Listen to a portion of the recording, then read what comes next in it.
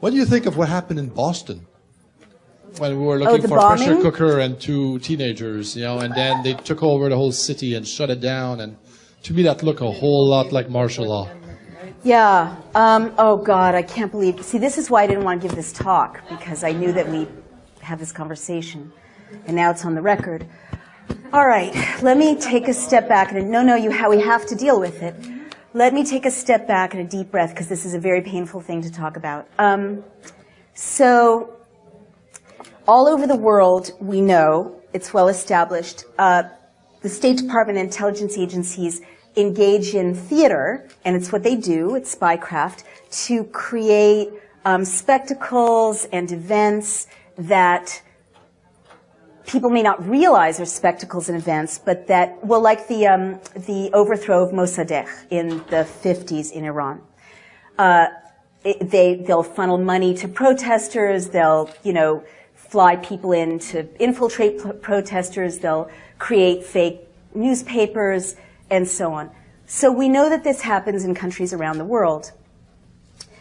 I believe that a law has been passed in the United States, I think it's part of the Defense Authorization Act, I need to confirm this, that, now makes it legal to propagandize American citizens.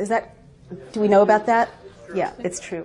And is it in the NDAA or is it in something else? Do we know? It's a separate bill. It's a separate bill. And it's been passed. It's now law? Do we know what the name? 2 years ago. Do we know what the name of it is? I don't remember, but I reported on it. Oh, thank you. Will you send me the link? Yeah. Thank you. So what this means is, and as a journalist to say these words, I can't tell you with what a heavy heart I say them, but we've entered an era in which it is not crazy to assess news events to see if they're real or not real. And in the United States as well as overseas. And in fact, it's kind of crazy not to.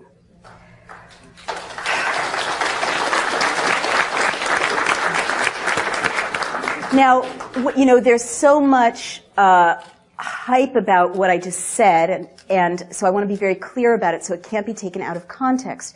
There's this kind of reflexive vilification of anyone speculating about that because they become a conspiracy theorist, right?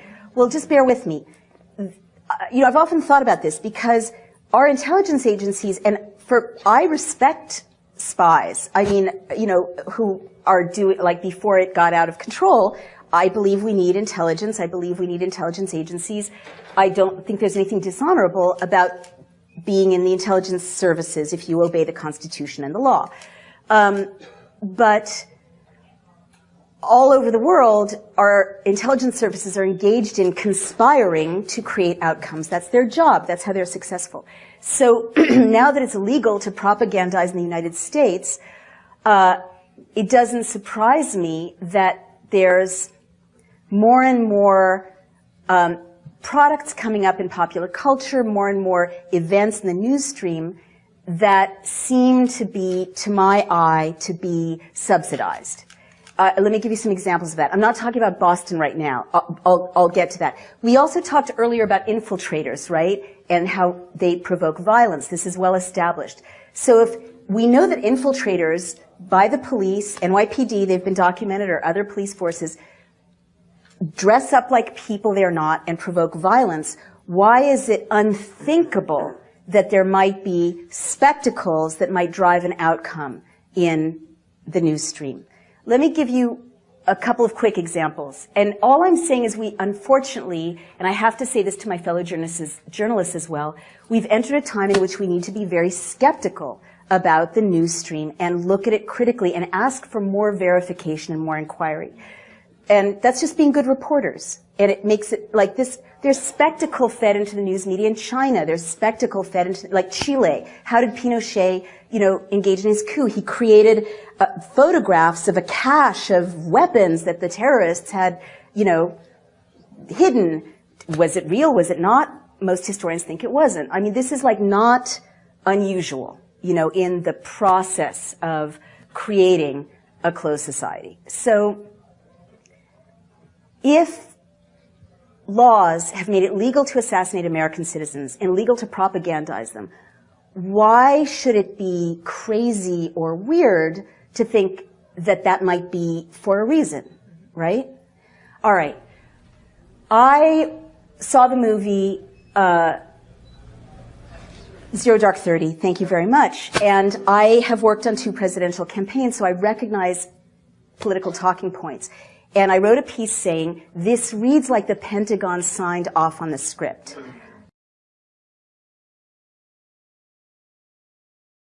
Because there were like chunks of political talking points identifiable to anyone who's worked in Washington, right? And you don't come up with those if you're a writer writing a screenplay. And everyone was very upset. It was very controversial and scandalous. But in fact, belatedly, a news story came out saying that in fact the Pentagon had, I think, subsidized some of it, but had certainly consulted directly on the script. And I see more and more TV shows about the CIA and more TV shows about spies and gigantic blockbusters in which surveillance is normalized and gigantic blockbusters in which people are tortured to get them to talk in a way that might exonerate people who actually tortured people to get them to talk in Guantanamo. And there's all this money being pumped into these unaccountable, terrorism fighting things. And now there's no law preventing that money from going through front organizations right into popular culture. So that's of interest to me. And so another thing I want to say, and there's so many people waiting to ask a question, but I just need to say this, is I'm skeptical of certain news events that seem more theatrical than the norm. Or I want to ask questions about them. Because I was in CNN once recently, and they were reporting a story about a water skier who had been decapitated on a lake between Mexico and the United States, and it had something to do with a terrorism threat, right? And I was like, decapitated water skier. Sometimes you hear these things and it's like so novelistic. You're like, real life doesn't work that way. Like, these are so novelistic. Someone's coming up with it to make it stick in the popular imagination. Or it just makes you think, well, I'd like to document that. I'm a reporter. What's the source? And it kept being just this one guy, Judge Arpajo in Texas. I may be mispronouncing his name. He's a very, yes. He was the source, he was the source, he was the source. And I have this wonderful Facebook community all over the world. And I went on Facebook and I'm like, Mexican Facebook community, is there any reporting about a beheaded water skier in this lake, in this place in Mexico? And they're like, no, what are you talking about? There's nothing like that. Doesn't exist. So I turned to the CNN producer and said, do you have a second source for this story? And it was all over the news, all over the news, all over the news. And they're like, and they checked and it's like, nope, just this guy, Judge, whatever. And I'm like, well, can you find a second source? And they were blushing and embarrassed, and they looked and they confessed that they didn't have a second source, which if you know what journalism is, you're supposed to confirm it with 2 sources. So ever since that experience, CNN is running with this. No one's verifying it. Journalists aren't in a position to follow up on anything anymore because budgets are slashed and there's no investigative reporting. All this nonsense can enter the media stream for purposes that have to do with advancing agendas because no one's checking. That's all I want to say about that. One of the ways that you can tell what controllers are doing, what the controllers are doing, is by the laws they pass. You can tell what their intentions are, you can tell what their plans for the future are, and you can tell what they're doing now. Now, in 2013, this was something that they tried to enact in 2012, and it's called the Smith-Mundt Modernization Act of 2012. Here is the original law. Now, I'm going to tell you why this is important in terms of all these crisis-acted events in a second. But they tried to push it through in May 10th of 2012, but was enacted into law, I believe, on July 5th of 2013. And it's a bill to amend the United States Information and Educational Exchange Act of 1948 to authorize the domestic dissemination of information and material about the United States intended primarily for foreign audiences and for other purposes. So the Smith and Mundt Act of 1948 was known as an Anti-Propaganda Act. So they are basically amending, they are amending an Anti-Propaganda Act. Now, this was covered by the alternative media and to some extent the national media and the international media. But basically, this is them setting up the right to propagandize the American citizens as well as the international community. And I'll get into how they do this in just a moment. But the reason why they passed this, or tried to pass this in 2012, well, we know when Sandy Hook took place in December of 2012, and all of these stage-type events. And all of these things are covered under this act. So they made it legal to do these things. So this is basically tipping their hand.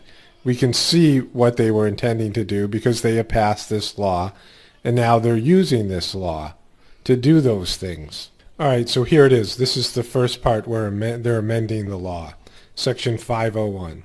The Secretary and the Broadcasting Board of Governors are authorized to use funds appropriated or otherwise made available for public diplomacy information programs to provide for the preparation, dissemination, and use of information intended for foreign audiences abroad about the United States, its people, and its policies through press, publications, radio, motion pictures, the internet, and other information media, including social media, and through information centers, instructors, and other direct or indirect means of communication. So here it is. They are able to make movies. They are able to make shows. They are able to produce news. Any number of these things would include Sandy Hook. It would include the Roanoke shooting. It would include the Oregon shooting. All of these things could be construed as media preparation. You could say, well, it's a movie. We're just making a mockumentary. It's a fake documentary. We're making a movie. This is a movie. This is a TV show. This is a television show we're making. It's a series. And we're using the news to make it dramatic. So they have legalized all of these types of things. And it says here it's for dissemination for foreign audiences. But that's simply not the case, because later on in this bill, in this law, it says this.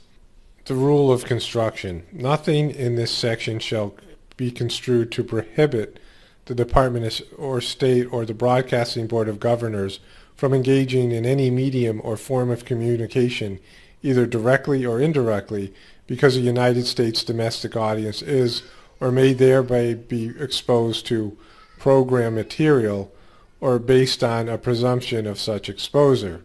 Such material may be made available within the United States and disseminated when appropriate pursuant to Sections 502 and 1005 from the original act that they're amending here.